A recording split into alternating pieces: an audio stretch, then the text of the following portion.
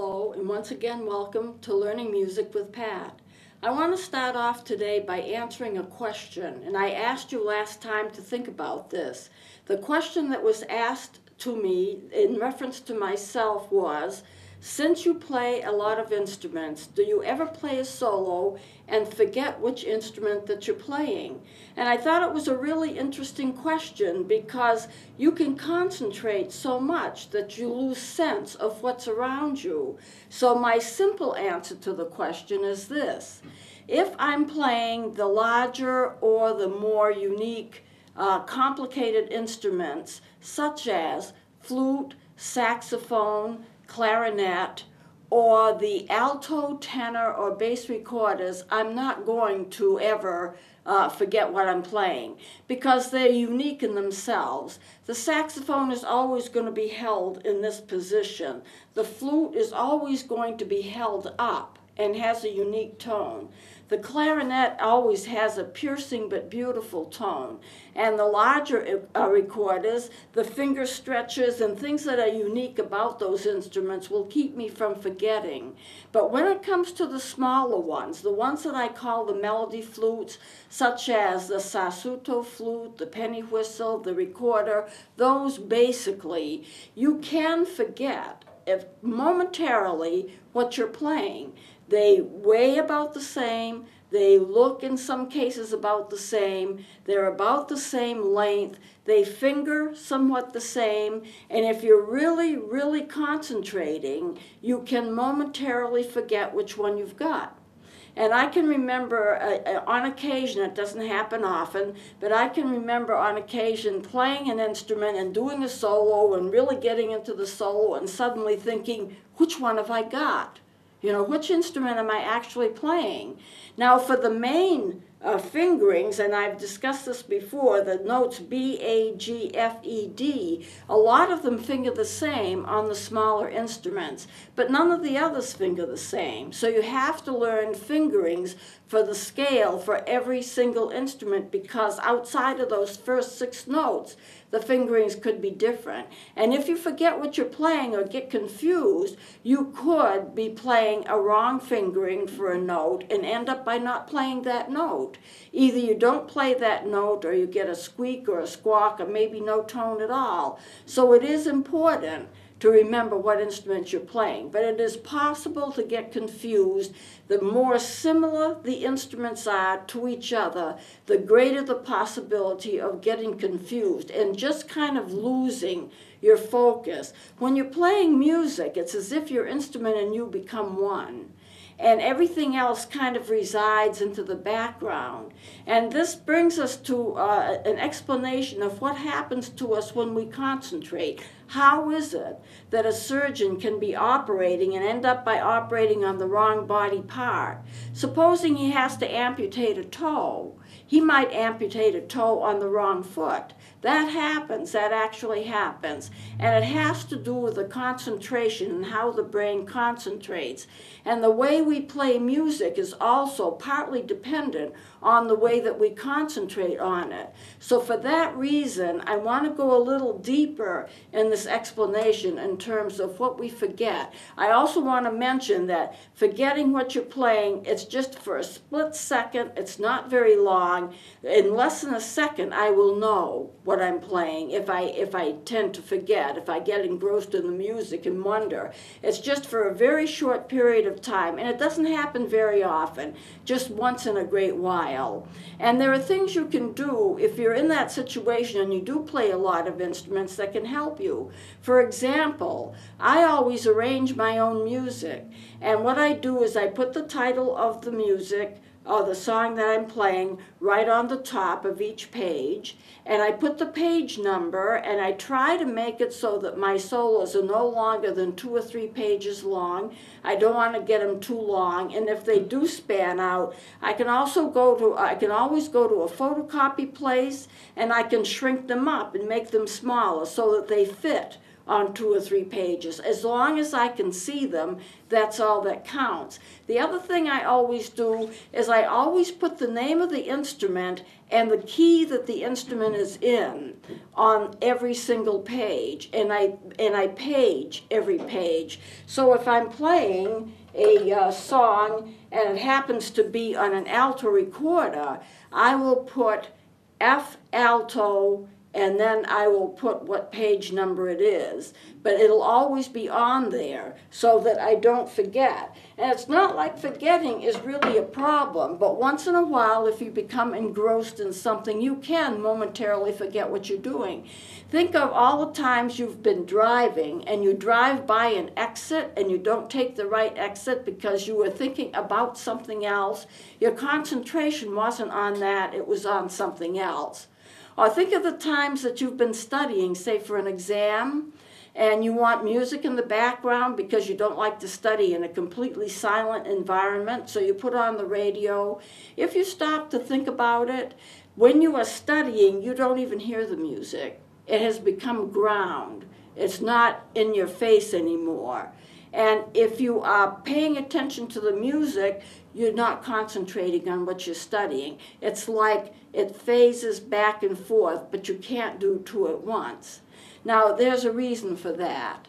The brain is consisting of 2 parts, or 2 hemispheres, the left and the right hemisphere. And if you were to look at the top of the brain, you would be able to see an actual division between the hemispheres of the brain. And so you have your left and your right hemisphere, and I've kind of drawn this out. But between them, you have a little structure called the corpus callosum. The corpus callosum has nerve fibers in it, and it connects the hemispheres of the brain together so that you are thinking with one brain, not 2. The hemispheres of the brain do not act as if they're 2 independent hemispheres. Instead, they act as one brain. You have one brain, it has 2 parts to it, but the 2 parts are so connected that you don't even think as if it was 2. It's always united. It acts as one organ. And this is the reason why you can't text message when you're driving. If you're driving and you're doing a phone, a cell phone, or text messaging, your mind at the time you're doing the text messaging is completely on the message and not on your driving.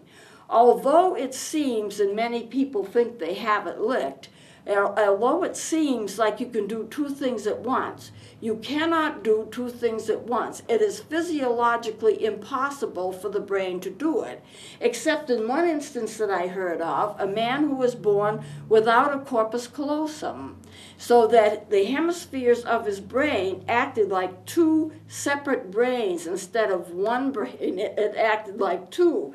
And so he could read, he could actually take 2 books, and he could, with one half of his brain, read one, and with the other half of his brain, read the other, and do it at the same time. But I don't see how he could lead a normal life like that, because normally the brain passes messages between the hemispheres back and forth, so it acts as one organ. What if he was walking down the street and one part of his brain decided to go right and one part of his brain decided to go left? I would think he would have to look at the same thing so his brain would register the same thing at the same time in order to live normally. But that was not explained, and I was just aware of the fact that it came out on the news as problems as having 2 independent brains. But normally, I mean, that's very rare. Normally that doesn't happen. You have 2 hemispheres, they act as one organ. Now, what does that have to do with music? The way that we concentrate on music is if you're concentrating on what you are playing, you don't pay attention to anything else. I know when I've done solos in the past, people will ask me, did you hear them clap when you finished? Did you hear what they said when you were finished? No, I didn't. I got into a zone where I was playing the music and nothing else mattered, and I couldn't concentrate on anything else except the music. And that's the way it is. So you get so that you concentrate on one thing and everything else just kind of goes the distance. That's why you can forget things, and that's why you can drive past exits if you're not concentrating on it, and you can kind of mentally choose what you concentrate on. I wrote a book on visual illusions and perception a few years ago. This is not from my book, but I wanted to show you this. This is a figure ground illusion. Whatever you're paying attention to is figure. Whatever you're not paying attention to is ground. So if you're studying for a test and you have music on in the background, when you're listening to the music becomes figure, and you cannot pay attention to what it is that you're studying. If, however, you are studying, then the music becomes ground, and you don't even hear it. Now, this is a what's called a figure ground illusion, and I drew it for the show, and I have two bears, and I have a lamp in between.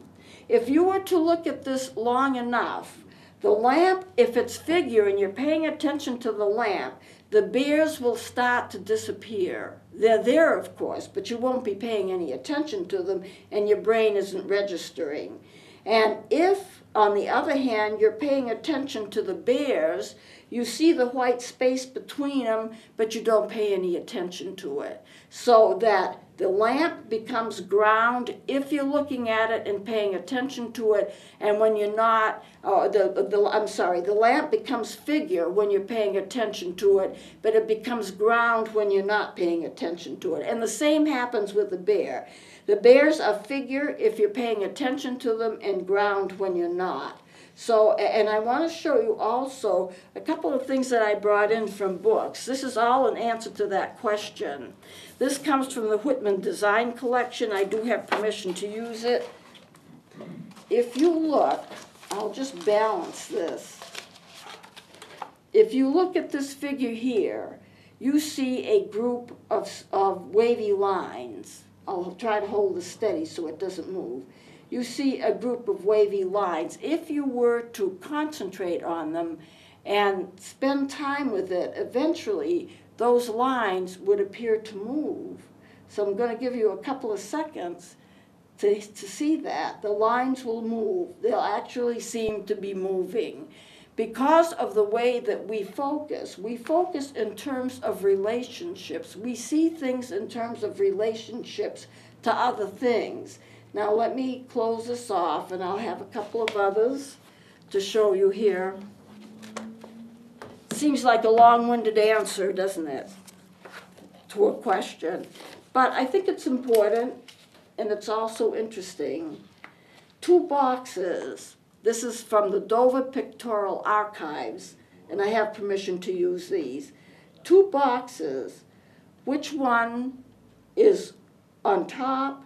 Which one is on the bottom? How do they combine? Do they flash back and forth on you? You can, and I've done research on this, you can actually draw things that can exist in three-dimensional space, even though they look like they're in three-dimensional space. This one looks like there's kind of a hump in the middle. There isn't, of course. The reason it looks that way is the fact of the lines and how the lines are. But it's all just one flat, two-dimensional drawing made to look like 3 dimensions. Let me take that off, and I have another one here. This is an interesting one. It's just a group of circles, but some people, not everybody, but some people will be able to see color in it. It's all black and white. But if you stare at it long enough, you may be able to see glints of color in it, pale pastel colors, pinks and greens, sometimes yellow. You have to stare at it, you have to look at it. Now, there's one more, I think, that I have that I want you to see.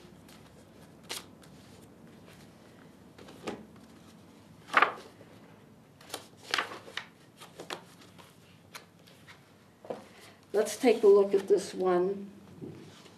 Well, I've got two of them out here, but I want to pay attention to this one right here. It looks like there's a depth to it. It looks like you could go down inside of it. It's almost like a little tunnel, and it looks like there are staircases leading up to it. Now, all of this is designed somehow to trick your eye. And it's important to know this just on the basis of the fact that when we perceive things, we don't perceive things as they actually are. Sometimes our brains can trick us. And when we are concentrating on something, everything else takes a back seat. That's where we get the term figure and ground. What we pay attention to is figure. What we don't pay attention to is ground. So how does this relate to music? If you are playing music, the music becomes figure to you. You are just concentrating on that and nothing else. And you just don't hear anything else around you. And you do have to concentrate. I was actually playing a concert. Actually, it was a recital. I had a group of students, and I taught at a music school, an art school for 9 years. And we had a recital, and I had a little girl playing with me, and she was about 9 or 10 years old, and she was playing the flute. And oftentimes I would play with them so they wouldn't be frightened. I was trying to teach them how to stand up before the public and play and not be afraid. And so she heard somebody walk in. She was doing fine. I was doing fine. It was going well. Somebody walked in the door to the auditorium. And she, being curious, looked up to see who it was. And as a result of that, she completely lost her place and didn't know where she was, and she's flub-dubbing around trying to find where she's supposed to be. And what I would usually do in a situation like that is I would start playing her part so she would get to recognize where she was. And when I could, I'd point to where she was supposed to be. You can't always do that with an instrument, because with an instrument you need several fingers sometimes to play one note. But if I could, I'd point. And then she gradually caught up to me, and we ended together. She was terribly embarrassed. It didn't sound good, but it served as an object lesson to her and to everybody else that when you're doing music, you must concentrate on it. And that the way that the brain concentrates determines how you're going to be able to play, how you play, what you feel like when you're playing. So I think that we've had just kind of an explanation of that. I want to start something else. I'm not going to be able to finish with it, but in terms of the physics of sound, the way that we get sound and the way that we get music, if I am to play into a tube, you're not going to get anything. All you hear is air going through a tube. And if I were to play through this tube, and I've had this here before, the sound tube, if I just blow into it, you get nothing but the sound of air going through the tube. But should I force that air to be directed in some way, to speed up, to vibrate, then I'm going to get sound, such as this, and I've done this before. You have to have air, but you have to have a vibration. Now, if you look at recorders, they look pretty, this one is pretty much clear. And this is the head joint of one. They look like they're clear. It looks like there's nothing in them. If I am to take a little swab and I am to put it up, it's blocked. I can't get in there. If I am to take a little wire, if I can find it, here it is, and I would just stick a little wire in there, I can get it up a little bit beyond where it's blocked. I don't know if you can see that or not. A little bit where it's blocked. And that's so I nearly got it stuck in there. When you play into a recorder, you have what's known as a block. You have part of it blocked off. This part is called a windway. You blow into it, and the air goes down in front of the block. Now, I have a diagram of that.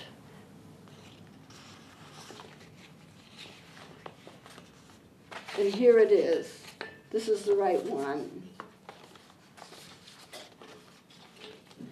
The instrument is comprised of the mouthpiece. This is the whole head joint, and this is the block right here. When you blow in, the air goes in front of the block, so it kind of gets squeezed and it kind of gets vibrated. You have the window right here. You have a lip. Let me show you that on this C melody. This is the window right here. It's a little place, there's nothing in there, you know, it's just vacant. And the lip is right here, sometimes called the labium. If you can see that, it kind of slants in.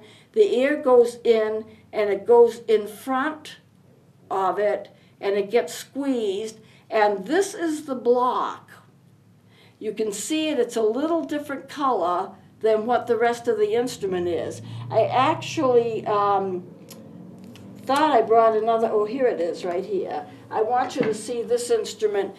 This block is a different color. Most blocks are the same color as the instrument or just a slightly different shade. But on this instrument, you can actually see the block. Sometimes that's called a lip plate because you put your lips on it, but you blow the air down and it comes out, and you lengthen the tube by putting your fingers on the holes with your thumb on the thumb hole.